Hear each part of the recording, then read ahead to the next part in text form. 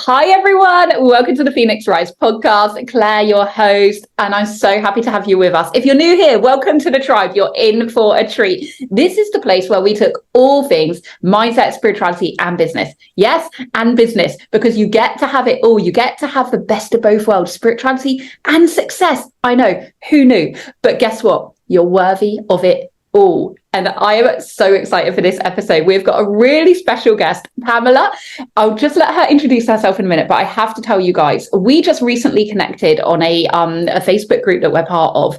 We've just been having a chat before, and I was like, we've got to press record now because there's so much juiciness in this conversation already that we just need to air this. So if you're listening to this episode, trust that the messages that come out are going to be for you. We've got nothing pre-planned, but we are going to try and take it in a certain direction because it just lit up my whole body. So before we dive in, Pam, please do introduce yourself to everyone.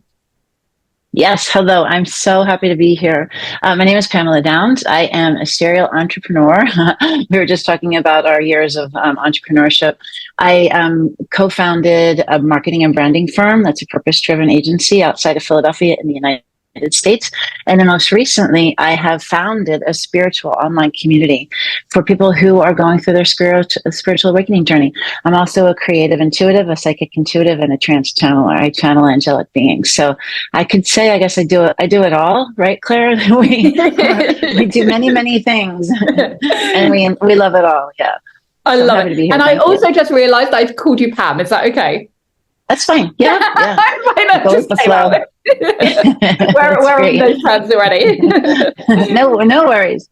So for everyone listening, this is going to be really, really exciting. And I think where I want us to start where we just kind of left off before we pressed record. And we were just talking about when we had our spiritual awakenings as entrepreneurs already. So we were both kind of in the corporate industries. You said you were in like marketing agency. Yes. I was in the B2B corporate world, which is a business that I still have, but it was very much blue chip, white collar kind of that.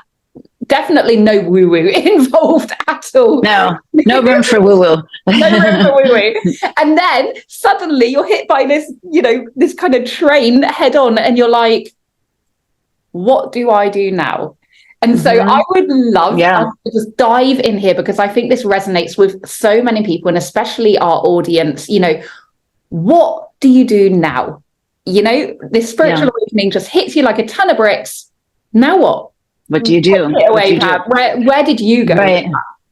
Yeah. Well, the most important thing I will say is that once you start having your spiritual awakening, it's really not an option for you to not move forward listening to your spirit. Like we just discussed that. So it's like everything you did up until that point, it's not the same. Your eyes are open in a different way. You want to serve in a different way. The work that you're doing, it means something different than it ever did before. And when you're on your spiritual awakening, you're constantly evolving. So you're learning and defining your purpose along the way. All the years that I said that I was a solopreneur before I joined my partnership 5 years ago, I started understanding who I was. And as a creative intuitive, I was always tapped into that inspiration in spirit, that creative, that sense that comes down through you. And then I was able to offer to my clients. So while I was doing that as my day-to-day job, I was also like fine-tuning the skills, getting better and better and better at it. Now couple that with a spiritual awakening, and boom, you suddenly really start understanding what feels in resonance, how you can succeed by listening completely to, like, if a visionary entrepreneur suddenly comes to me and they want to work with me, they want me to do their branding and their marketing, I started seeing what lied before them. I could start seeing like how their brand was going to unfold, how their messaging should be outlined, what the visuals were supposed to look like, because I was tapping right into what they were downloading. So it became like a higher level connection. And that's what happens. That's what happens as a spiritual entrepreneur, as a spiritual being who's living with their spirit first and tapping into that inner divine guidance. So, it's like I would say, an evolution where you're just constantly learning, whether it's in corporate or not, it's our path, right? It's the day-to-day path, and we take it to everything that we do. Was your experience similar? Yeah, I love it. And so people listening, if you've been with me for a while, you would have heard this story before. But when I had my spiritual awakening back in 2019, it was very much a tower moment for me. So it was like, the universe had been trying to kind of get me to listen for so long, and I'd ignored it, and then it was like, okay, you're not ignoring this anymore. Yep. And it was very much like my whole world changed. I left my abusive marriage. I completely kind of upheaved my kids. We moved to a new area, and I very much felt like, what do I do now, especially in my business, because it was so corporate and I was so unwoo-woo that I felt very out of place in both worlds, I have to say, because I wasn't yet fully embodied in my new spirituality, but I wanted to explore it more. And I felt now unfulfilled by my corporate business, because I felt a yearning for something more, that visionary pull. And it was like, what am I meant to do? Am I meant to sell this? Am I meant to, commit to being a kind of monk and just live on a mountain and not do anything? And it's like, and it's kind of, where do you go? And I think where do you go? Have that internal battle, especially when we have our first awakening. It's like, am I meant to leave all this behind? Am I a bad person because I like the 3D world? No. Right. And I think that it starts with the upheaval. Like you said, when people come to my portal, my spiritual community, it's because they had, I call it your knockdown. I had the same experience. I wasn't resonating with my husband anymore. I wasn't resonating with the religion I was indoctrinated growing up with. I wasn't resonating with the ways of the world that were put before me. I had big questions. I wanted them answered, and the answers that were before me, they didn't work anymore. So it starts with all the pieces in front of you. Why wouldn't it be part of your work? You spend most of your life working. You want to live on purpose. You want to work on purpose. You want to serve, and you want to feel fulfilled. You want to fulfill others, right? So it's all a part of the big picture. And it's like, when you start, I say to our members, I say to everyone I'm on a podcast that's listening, you have every choice of your life to make it in love or fear. Love or fear, love or fear. So when you start understanding that, then you start pushing through the fear towards the loving experience, towards the loving example of what you could have, towards the loving embodiment of who you could be. It's like a continual unfolding in front of you. So you get to choose, you get to choose, you get to choose. And if you don't choose, you get to choose it again and again and again and again. So it's just part of the overall, the awakening that we're talking about. We're fortunate enough, to be able to say we got to make a choice, or we were able to fold our spirituality into our business. It's the same thing with me. I'm branding a marketing firm, working for corporate nonprofits, for businesses, for, all kinds of different people who aren't spiritually awoken. I'm able to work with them. Did I feel fulfilled as an artist? Yes. But then it starts to become less and less fulfilling, like you just said. Yeah. And now you want to, like, you've left the marriage, you've done the things, you've gone to the thing, you've done all the things. These are the other pieces now. It's like the big things that matter. So now my goal, my life's dream, is to serve and to be 100%, being in a spiritual space. It's where my soul's pulling me. So it's going to pull you and pull you and pull you. And because right now, this, Claire, we're all being called to rise up. All of the awakened are being called to rise up, as the oceans of people beneath that haven't risen up yet are coming, and we have to be there to hold them. Yeah. So there's that too. It's like, it's multifaceted. I love that though. And that ties in so much with the whole world that I see around us at the moment, because, it's what I called my company Phoenix. It's rising from the ashes, and it's about shining brightly without apology. And I think this is a great conversation as well, if we take it in this way, is that how many of us feel that, okay, if I want to be spiritual, if I'm going to embrace this new kind of identity, if you like, these new set of beliefs, this new purpose that I have, this new understanding of life, then it would be wrong of me to shine my light. It would be wrong of me to play big because that makes others feel bad, you know, and we can have that kind of mindset of, well, if I take up space, then it means that someone else can't, you know, that scarcity mindset, that kind of limiting beliefs of, you know, if I have more, someone else has less. And I think for me, when I had my spiritual awakening and I started integrating into the 5D world, I felt very judged at first by the spiritual community. And it was very much, you know, check your ego at the door, leave your ambitions behind, you know, don't subscribe to the 3D world. And I rebelled, you know, and that's who I am. And I was like, I was like, you know, I knew that I had a connection and I didn't need to conform to what other people told me I had to do or couldn't do. To validate that, you know, but is that something that you come across a lot? Yeah, absolutely. I personally experienced that as well. And, you know, that's part of our healing process as, you know, being human beings, walking as physical beings, spiritual beings, occupying this physical being on this planet. That's the path we chose when we came down here, was to learn about love. And, you know, we're all healing continually. We're healing. No matter how long we've been doing the work, we're still healing. The judgment comes from how we feel inside, whether we feel worthy enough or not. And so when you're stepping up to new boundaries and new lines to cross, and that fear comes across, all those stories come up in your head until you're not good enough, or I'm not as spiritual as them, or I'm too spiritual on the other side. You know, you're teetering on these two sides of the fence. And I know I'm 53 now. I know who I am. I mean, I'm still, I'm a human being. I'm still a teenager, you know, inside of this body that's aging. I'm still a growing soul that's come here so many times to learn over and over and over again. I'm still learning. We are never ending. We're always learning.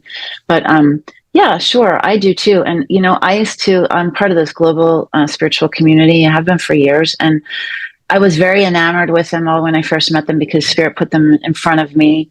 I think I'm seeing full circle moments now as I've risen up to lead this spiritual community.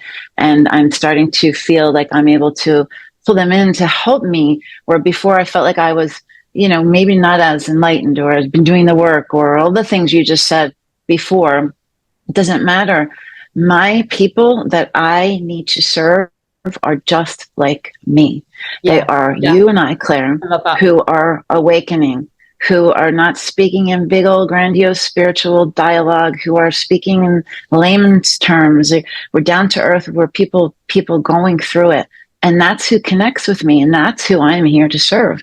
You know, I love that. And they'll understand. Yeah. And I it's taken me a little while to understand that, but that's who I am. That's what I'm here for. And, now you talk about like, you don't feel good enough, or you feel like, is this too grand for me or not grand enough for me or whatever. I'm doing that right now. I'm being called to step into this space in such a big way, and own trans channeling and putting myself out there in a public way. And for everyone to see. That's my corporate community. That's my business partners. That's my family. That's my children. That's their children's fathers. It's all everyone. And I'm my worst critic. I'm the one who's going, what are they going to think? And so you're stepping up to the line and crossing over, stepping up to the line, and it gets a little easier and a little easier until you're fully embodying the next part of what it is you're supposed to do. And you do it again. And then you do it again. And then you do it again. And then again. But I love it. And I think this is just so beautiful. And I think, you know, there's so many places that we could take this conversation, but, you know, what you said, we're all growing constantly. And I think sometimes, especially with, you know, with social media and the kind of world that we're in these days, we can look at people and remember that we only ever see the good bits, right? Maybe we're getting a little bit better at that. We're showing a bit more of our vulnerability, especially people like us, you know, people who are in tune with our authenticness and with our kind of our spirituality. So I think that is changing. But in the grand scheme of things, you know, we're only seeing the things that people want us to see, and we can compare ourselves and we can feel like we're not good enough. But ultimately, if you have a yearning, I like to call it like the yearning for something more, like knowing, right? It's like an incessant It's a burden knowing inside your body. Mm-hmm. That you Yes. are meant for more. And I call that being a visionary. The people that I work with, visionary entrepreneurs, because your calling is to follow that. It is to step into that light, because you are here to lead the way for others. And yes, it's uncomfortable. Yes. And yes, you're gonna have moments. You're human. You are a spiritual being having a human experience, and those are all normal human emotions.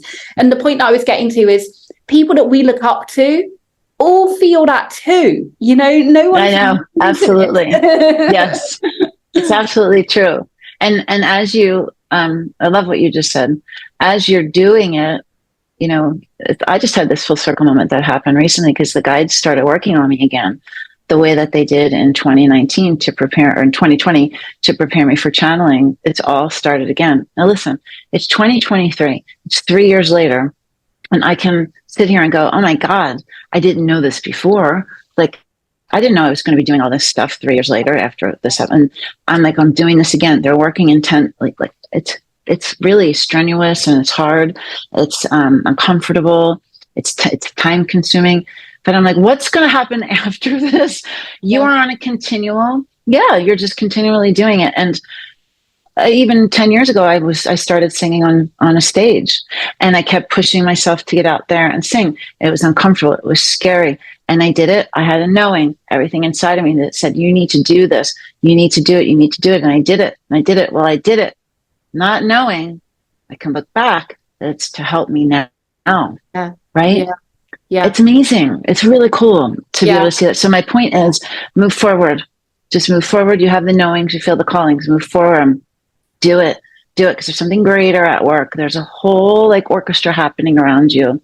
There's all these pieces moving continually in this energetic field of ours. And there's pieces moving out, and someone else is moving it on their side, and it's going to lead you all to another place, some other time where you've all advanced in a way where you're going to be helping each other. There's stuff happening now, and it's continual. Like you and I meeting, it's continual, and it's happening very quickly now. And it's really fascinating.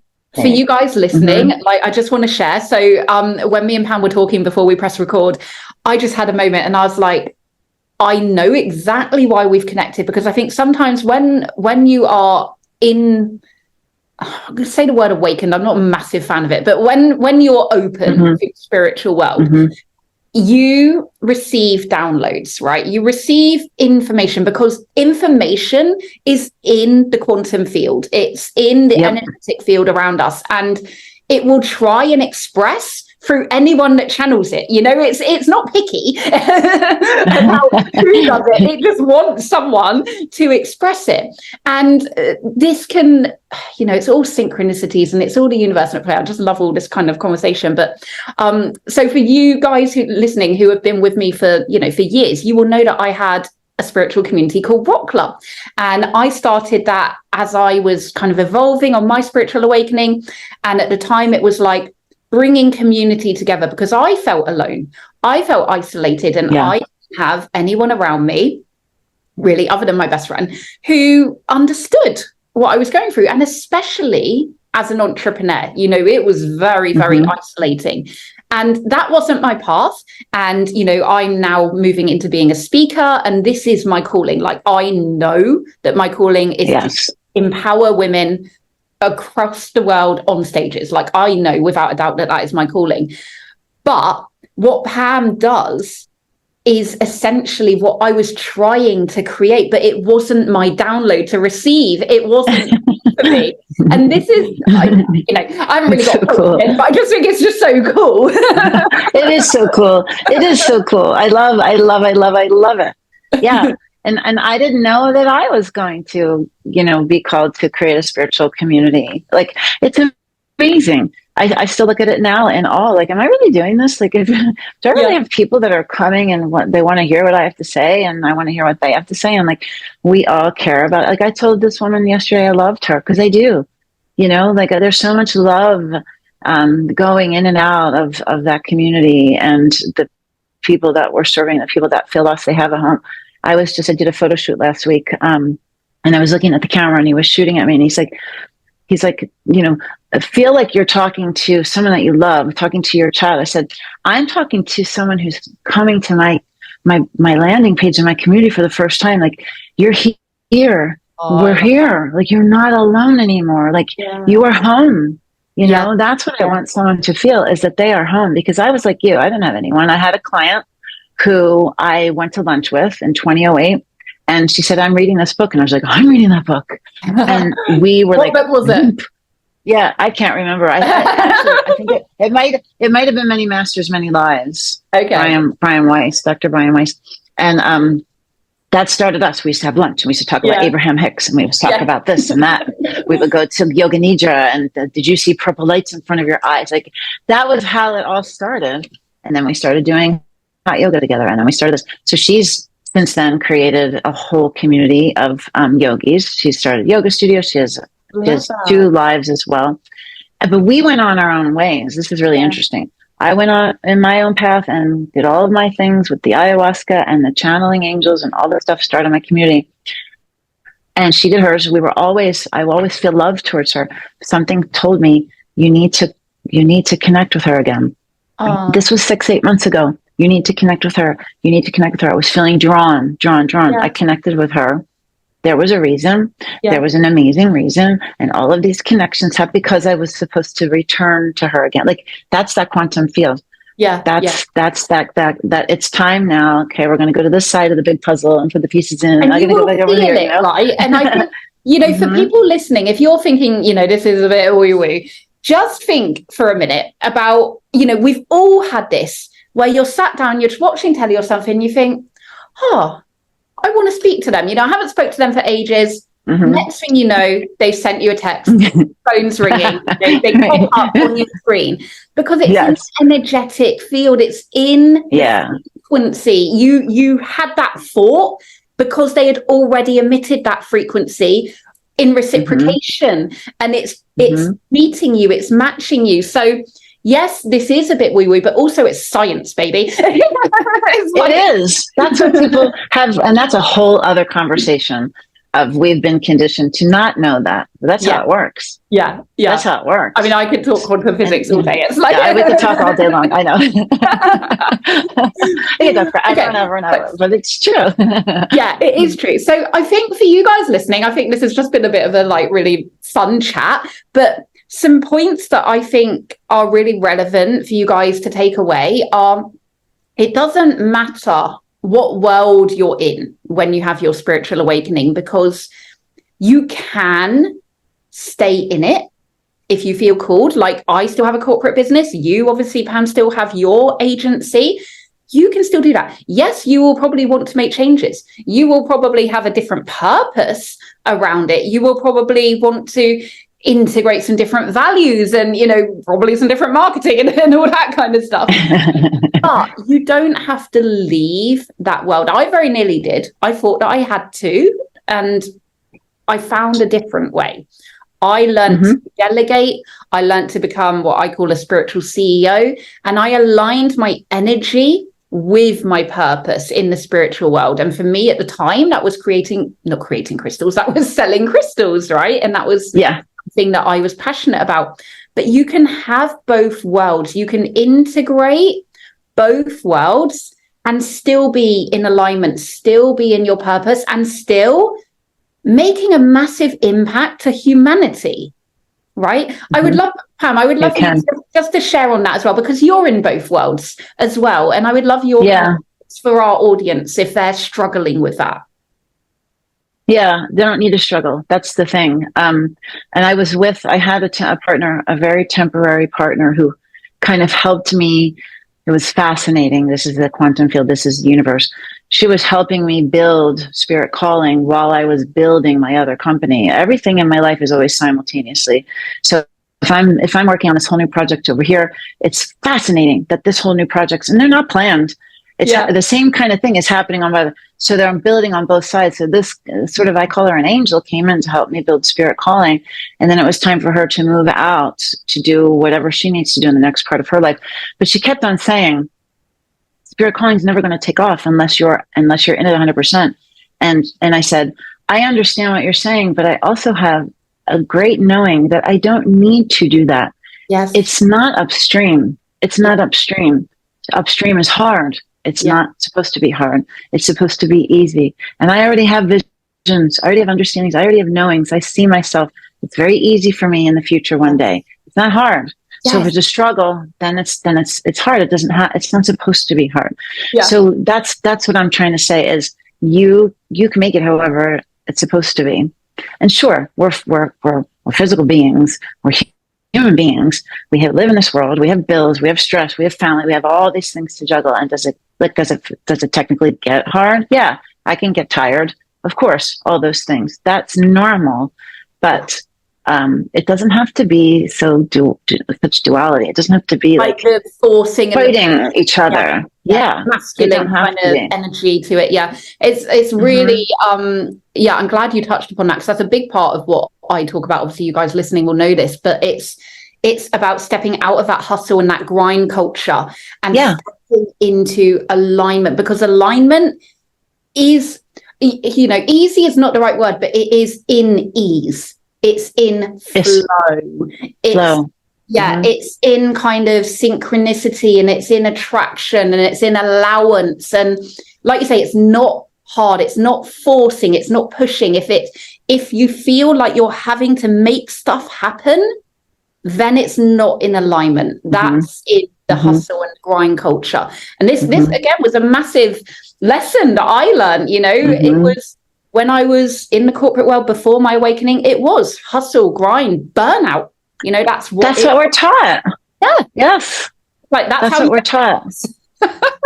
Yeah. And I am very much, my boyfriend laughs at me, and I had a friend this weekend who doesn't work, and she's lovely. She's a creative.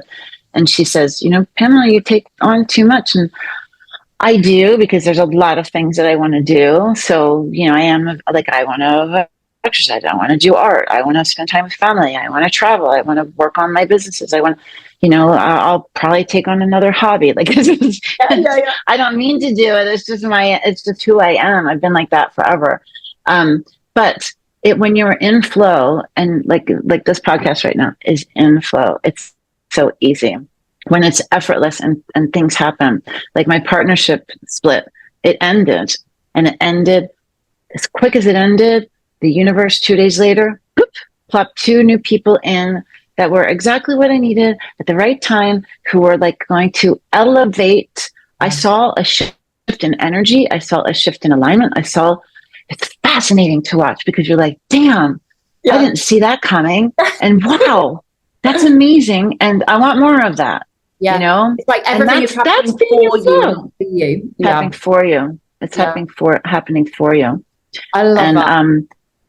It is. And when you make an energetic conviction inside of you, like I don't know if we've discussed this or not, but I have visions, I have premonitions, I have downloads, I channel angelic beings, and I have psychic hits.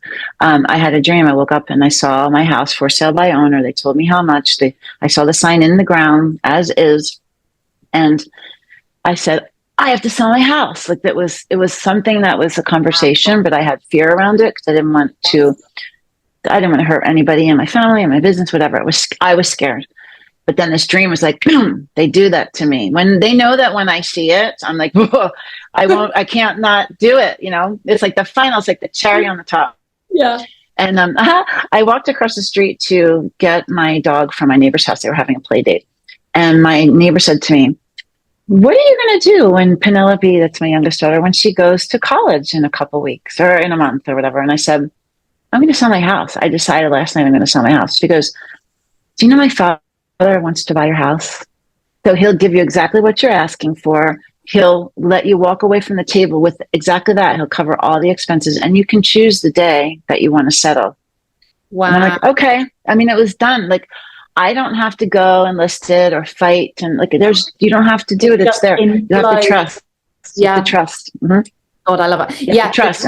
It's like the trustful in knowing that there will be a safety net, in knowing that everything will be okay. But it's still scary, right? It's still scary. It's scary.